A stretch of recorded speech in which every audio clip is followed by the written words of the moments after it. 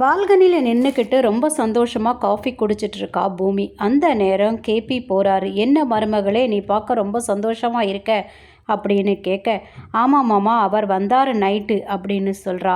யாருமா? அதான் உங்கள் பையன் ககன் வந்தார். என்னது, ககன் வந்தானா? எப்படி வந்தான் அப்படின்னு கேட்க, நடு ராத்திரியில் சுவரேறி குதிச்சு வந்தார் மாமா அப்படின்னு சொல்ல, அப்போ சொல்லிட்டானா அப்படின்னு. என்னது, ஐ லவ் யூ சொல்லிட்டானாமா அப்படின்னு அவர் ஆர்வமாக கேட்க, இல்லை மாமா, அவர் என்னோட ஜுவல்ஸை கொடுத்துட்டு நாளைக்கு காலையில் 11 மணிக்கு கோயிலுக்கு வா, அங்கே ஒன்று சொல்லணும், முக்கியமான விஷயம்னு சொல்லிட்டு போயிட்டாரு அப்படின்னு சொல்ல, அப்போ முக்கியமான விஷயம்னா இதுவாக தாம்மா இருக்கும், கோயிலில் வச்சு உனக்கு ஐ லவ் யூ சொல்கிறதுக்காக அவன் பிளான் பண்ணியிருக்கான் போல இருக்கு, நீ கிளம்பி சீக்கிரமா போ அப்படின்னு சொல்கிறாரு. கேபி உடனே சாரதாக்கு ஃபோன் பண்ணி, உனக்கு ஒரு விஷயம் தெரியுமா, ககன் நைட்டு சுவரேறி குதிச்சு வந்து இந்த பூமியை பார்த்துருக்கான் அப்படின்னு சொல்ல, என்ன சொல்கிறீங்க? ஆமாம், அவன் லவ் பண்ணுறான் போல இருக்கு அப்படின்னு சொல்ல, நான் எத்தனையோ முறை கேட்டேன், அவன் எதுவுமே பதில் சொல்லவே இல்லை, இல்லைன்னு சாதிக்கிறான் அப்படின்னு சொல்ல, இனிமே நீ ஏன் கேட்குற, அவனை வச்சு செய்யின்னு சொல்லிட்டு ஃபோனை வைக்கிறாரு. ககன் காலையில் அம்மாவை கூப்பிட்டு டிஃபன் பரிமாறுமா அப்படின்னு கேட்க, சாரதா பரிமாறுறாங்க. பரிமாறும் போதே கேட்குறாங்க, ஏண்டா ககன், நைட்டு பூமியை பார்க்க போனையாடா அப்படின்னு கேட்ட உடனே தூக்கி வாரி போடுது. ககன் உடனே என் தங்கச்சியை மறைச்சி பார்க்க, நான் சொல்லலை அப்படின்னு சொல்கிறா. ஓ, அப்போ உனக்கும் தெரியுமா அப்படின்னு பூர்ணாவை கேட்க, இல்லைம்மா, அண்ணா போனது எனக்கு தெரியும் அப்படின்னு சொல்கிறா.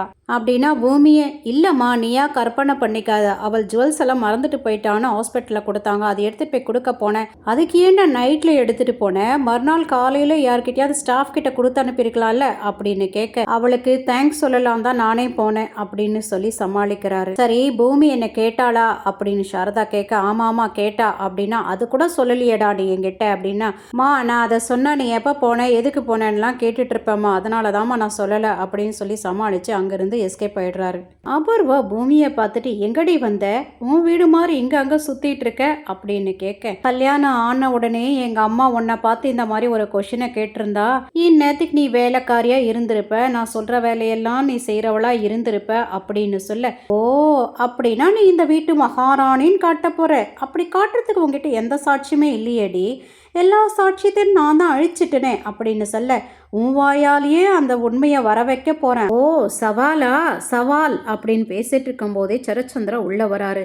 அவரை பார்த்த உடனே பூமி கிட்ட ஓடி போகிறா. என்னம்மா வேணும் சொல்லுமா அப்படின்னு சொல்ல, அங்கிள், நான் ஒரே ஒரு முறை சாரதா ஆண்டி வீட்டுக்கு போயிட்டு வரட்டுமா அப்படின்னு சொல்ல கடுப்பாயிடுறாரு. உங்ககிட்ட என்னால் கண்டிஷனாக பேச முடியலம்மா. சரிம்மா அப்படின்னு சொல்ல, ஆஹா, ஒரு விதமாக இவளை துரத்தி விட்டாரு போல இருக்குன்னு சந்தோஷமாக பார்த்துட்டு இருக்காங்க அபூர்வா. ஒரு நிமிஷம் பூமி அப்படின்னு சொல்கிறாரு. பூமி நிற்கிறா. ஆனால் நீ போனால் திரும்ப இந்த வீட்டுக்குள்ளே வரக்கூடாதுன்னு சொல்லிடுறாரு. அழுதுகிட்டே திரும்ப வீட்டுக்குள்ளே வந்துடுறா. பூமிக்கு ஆறுதல் வார்த்தைகள் சொல்லி, நீ கோயிலுக்கு போயிட்டு வா, ககன் வர சொல்லியிருக்காங்கள, நீ கோயிலுக்கு போயிட்டு வாமா அப்படின்னு சொல்கிறத இந்த அபூர்வாவோட சித்தி பார்த்துடுறாங்க. அபூர்வா கிட்ட சொல்லிடுறாங்க. அபூர்வா பிளான் பண்ணுறா, எப்படியாவது அந்த கோயிலுக்கு மாமாவை அனுப்பி வச்சிடணும்னு பிளான் பண்ணுறா. ரொம்ப சந்தோஷமா பூமி கோயிலுக்கு வந்துகிட்டு இருக்கா. அங்க ககனும் வந்துகிட்டு இருக்கான். ககன் வர்ற வழியில நட்சத்திரா கார் எடுத்துட்டு வந்து நடு ரோட்ல நிறுத்திட்டு மடக்கிறா. என்ன வேணும் உனக்கு, முதல்ல கார் எடு அப்படின்னு சொல்ல, ஐ லவ் யூன்னு சொல்றா. அந்த சரச்சந்திராவோட ரத்த உறவான நீ இந்த ஜென்மத்துக்கு எனக்கு எதிரி தான் நட்சத்திரா, நான் தப்பு பண்ணிட்டேன், நான் உன்னை லவ் பண்றேன் அப்படின்னு நீ என் காலில் வந்து விழுவ மாமா அப்படின்னு அவளும் அங்க சவால் விடுறா. இந்த உலகமே அழிஞ்சு நீயும் நானும் தான் உயிரோட இருக்குன்ற நேரத்துல கூட நான் உன்னை ஏத்துக்க மாட்டேன்னு சொல்லிட்டு அங்கிருந்து கிளம்பி நேரா கோயிலுக்கு போறாரு. பூமி ஏற்கனவே வெயிட் பண்ணிட்டு இருக்கா.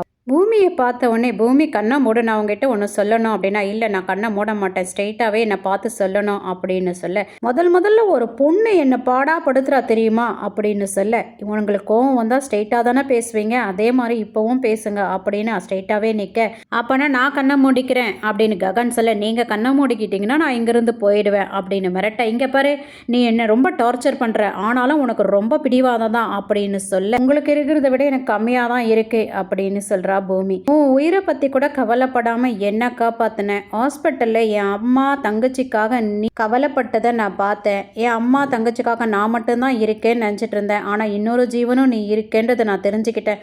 அந்த நேரத்துல என் மனசுலக்குள்ள ஒரு ஃபீலிங் வந்தது, அதுக்கு பேரு விருப்பம் இல்லை, காதல் அப்படின்னு சொன்ன உடனே ஆகாயத்துல பறக்கிற மாதிரி இருக்கு பூமிக்கு.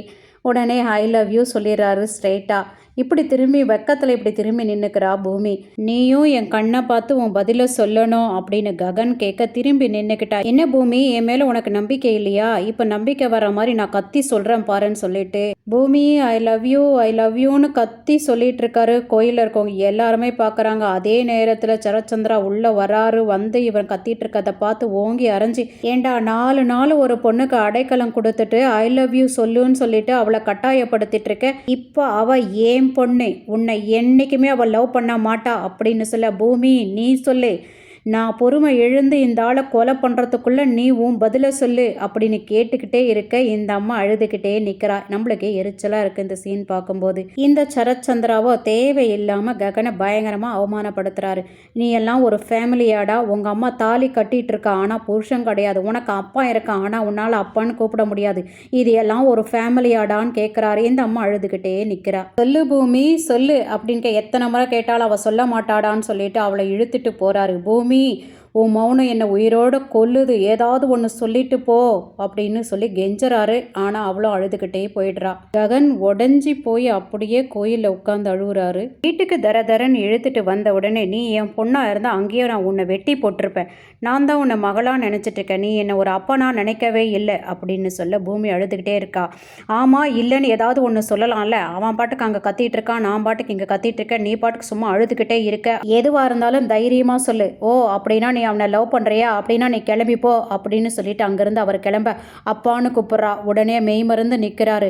நீ அப்பான்னு சொல்லும்போது எனக்கு தாங்க முடியாத சந்தோஷமா, ஆனால் நீ அந்த வீட்டுக்கு போனாலும் என்னை அப்பான்னு கூப்பிடாத அப்படின்னு சொல்ல, இல்லைப்பா என் பதிலுக்காக நீங்கள் வெயிட் பண்ணவே மாட்டிங்களா, நீங்கள் பாட்டுக்கு பேசிக்கிட்டே இருப்பீங்களா அப்படின்னு சொல்லிட்டு நான் அவரை லவ் பண்ணலன்னு சொல்கிறா. ககன் விரக்தியோட பாரில் போய் குடிக்க போகிறாரு. அங்கே செர்ரி வந்து நீ போய் குடிக்கலாமா, என்ன ஆச்சுன்னா அப்படின்னா எல்லா விஷயத்தையும் சொல்கிறாரு. ஆனால் கண்டிப்பாக அண்ணி உங்களை லவ் பண்ணுறாங்கன்னா, இல்லைன்னா நீங்கள் கூப்பிட்ட உடனே வந்திருக்க மாட்டாங்கன்னு சொல்லிட்டு ககனை தேத்துறாரு. கிருஷ்ணபிரசாத் ரொம்ப சந்தோஷமாக பூமியை பார்க்க வராரு. பூமி அழுதுட்டு இருக்கிறத பார்த்து என்னம்மா ஆச்சே, அப்போ என் பையன் உங்ககிட்ட ஐ லவ் யூ சொல்லலையா அப்படின்னு கேட்க, சொன்னார் மாமா அப்படின்னு சொல்கிறா.